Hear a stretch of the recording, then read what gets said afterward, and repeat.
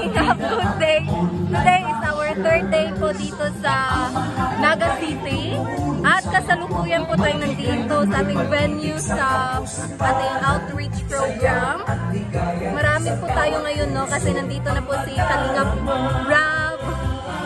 And then, nakita ko po kanina, napanayam ko lang saglit, nakausap ko saglit si Sir July. Nandito din po yung other Kalingap Love teams.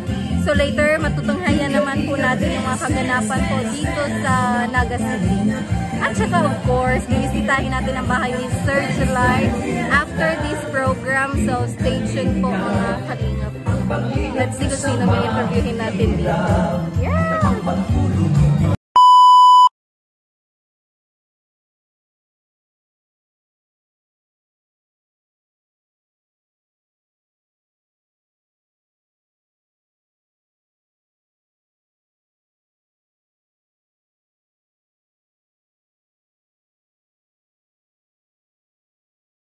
Kalingap, nandito po yung pinaka-famous na Edpao. Yes. Sige, introduce yourself. Ako kasi Edwin. Okay. First time kitang ma-meet. Edwin, maayong buntag kanimo. Nice to meet you. Nice to meet you din. Ilang taon ka na ba? 20. 20. And you are like full-blood Australian? Australian. Okay, so yung mother tongue po ni Edwin ay Bisaya. So, nindot kayo kay magbisaya ming duharon. Magkasinabot jud sa. Okay. Kamusta man ka karon? Okay lang. Okay lang. Like part ka karon sa ato ang reach out program. Unsay feeling na ang imong presensya ka importante po diri? Okay lang.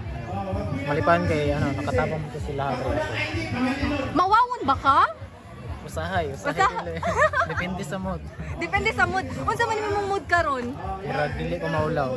Di ka maawa. Kasi I heard na daw you're quite shy. Shy type guy. Wa kay klase ron? Pero nakita sa kong. I see. Okay. So, is this your first time? First time nimo na mo appeal yung ani na program? First time. First time. So, mungutan ako sa imong first time experience. Uy, i-share food. Medyo siya, nakakaba kasi first time. Pero hindi ka na pre-pressure? Hindi naman. Kulbaan lang? Kasi nang sa nakulbaan? Ay, gapo mo lang gawon kayo kung makulbaan, oy.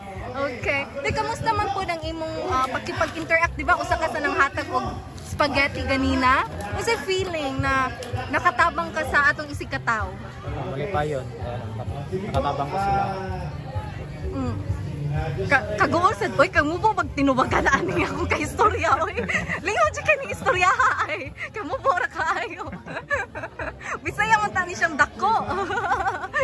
Okay. So, nasa day mga nagtatanong, itagalog na nato, no? Kasi unfair din sa mga nanonood ng mga Tagalog. So, kamusta naman yung love team mo? Makikichismis naman, chikahan lang. Okay lang, masaya ako kasi si Pao yung kalabti. Yeah, cute din si Pao, right? Bagay din kayo. I am rooting for your love team. Sure ka? Di ka napipilitan yan? And expect mo ba na may mga taong susuporta, magkakagusto sa'yo? Did you expect that? Never talaga. Ano lang yung dream mo sa buhay? Ang ko lang doon sa Mindanao pa ako, ko lang. Ay, asa ka sa Mindanao? Sa Tagum City. Tagum? Sa Davao ba na? Sa Davao. Mao di Bisaya ka. O saan ibalhin lang ka dere? O puyo? Ibalhin. So pila ilang taon ka na dito sa Camarines Norte? 5 months pa lang. 5-6 yan. July 22 ko na abot. So ayaw din kanila na ilahan. Ikaw swerte.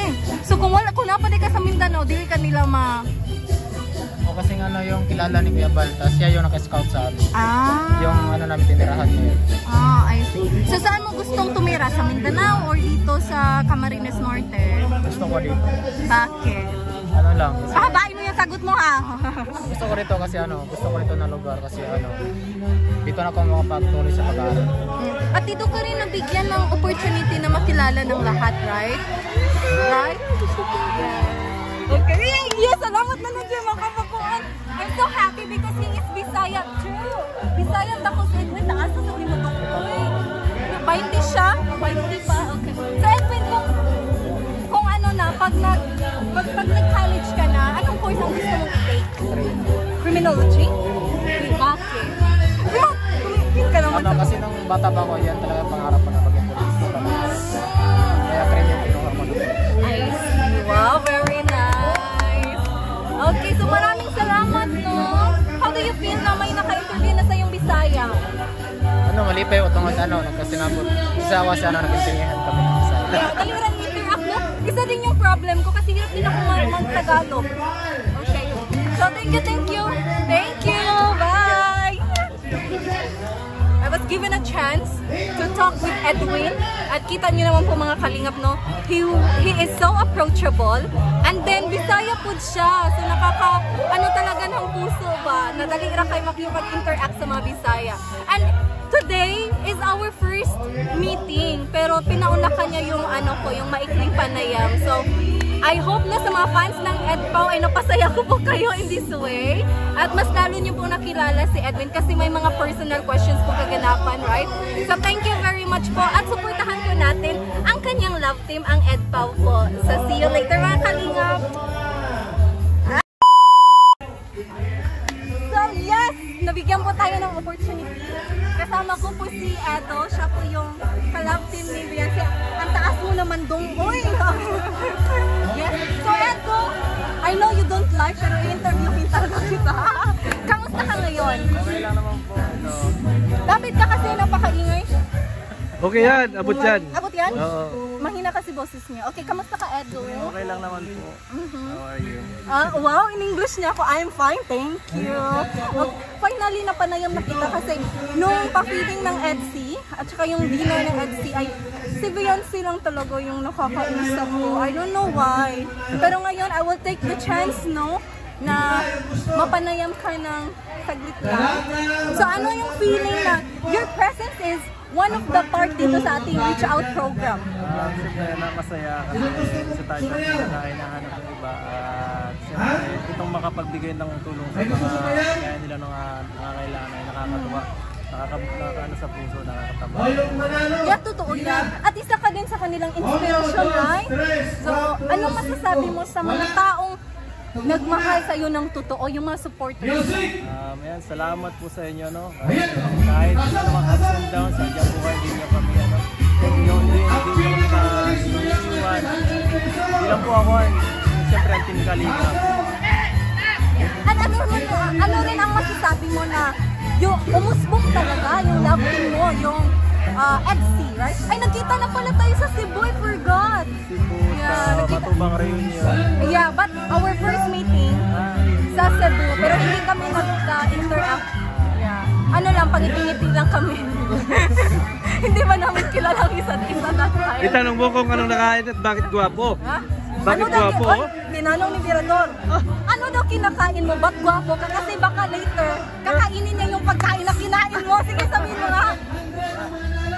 Para kayo na kung ano, baliktad. Halo-halong gulay lang ba? Kumakain mo ng gulay si Edo? Siyempre, hindi tayo marami sa pagkain. Basta maganda sa katawan. Oh, diba? So, Virador, may ano ka na, may clue kung ano yung dapat na kainin mo. Nang sa ganun ay maging kamukha mo na si Edo. May mensahe ka ba kang Beyonce? Sayang, hindi ka nakasama din sa ating feeling. Kahit ganun pa man, siyempre, yan ka lang. Yeah. At ano naman po, last question, ano naman po ang mensahe mo sa mga taong nasalanta ng bagyo? Sana mag-pray lang tayo sa Diyos. Nauna natin pangawangan, saka huwag tayong susuko sa kahit anong mga hamon ng buhay. Tuloy lang, kahit ano man nawala sa atin yan, na magamit, okay lang yan, at buhay tayo. Yes. At ano lang, huwag tayong pagpatuloy mo lang mga bagay na rin kasi yung pagsubok at ano lang yan, papalakas na yan sa atin. Para maging tayo magaling na mas malakas na tao. Parte lang po yan ng buhay at hindi talaga makakaligtaan yan. Bagkus yung mga karanasan natin ang siyang nagpapalakas, right? So wag po kayong mahinaan ng loob nung nasalanta ng bagyo. Naranasan ko din yan and sooner or later makaka-adjust po kayo. Okay. So maraming salamat, Edo. How do you feel na na-interview kita ngayon? Para feeling sikat na reporter ba? Sige na, how do you feel na na-interview? Finally, na-interview na kita ngayon? Na-pressure ako kasi Englishera eh. Grabe sa Hindi ako sanay na Oh, hindi man. English ako eh. Nahihirapan na talaga akong magtagalog pero I'm trying na talaga. Pero salamat. Yung totoong sagot ba? How do you feel na na-interview ka? Reporter kasi ako nakalingap. Siyempre nakakatuwa kasi kagaya yung mga fans natin ay mga kalinga partner na kagaya po niya. Nakakatulong siyempre rin sa atin para ma-promote yung mga natin. Mga love teams saka siyempre ang kalingap. So thank you very much, Edu, no? I wish you nothing but the best sa love team mo. Wala po tayong pinipiling love team dito. Lahat ay welcome dahil we are a team. So thank you very much and shout out Beyonce na way napasaya kita ng mga kasi nanonood siya ng Biralot namin eh. Ikaw ba'y nanonood ka ba ng Biralot namin? Yung totoo. Ay, hindi. Busy yan, busy. Busy siya. Okay. So maraming salamat, Edu. Thank you very much and hope to see you next time. Kaway ka. Bye!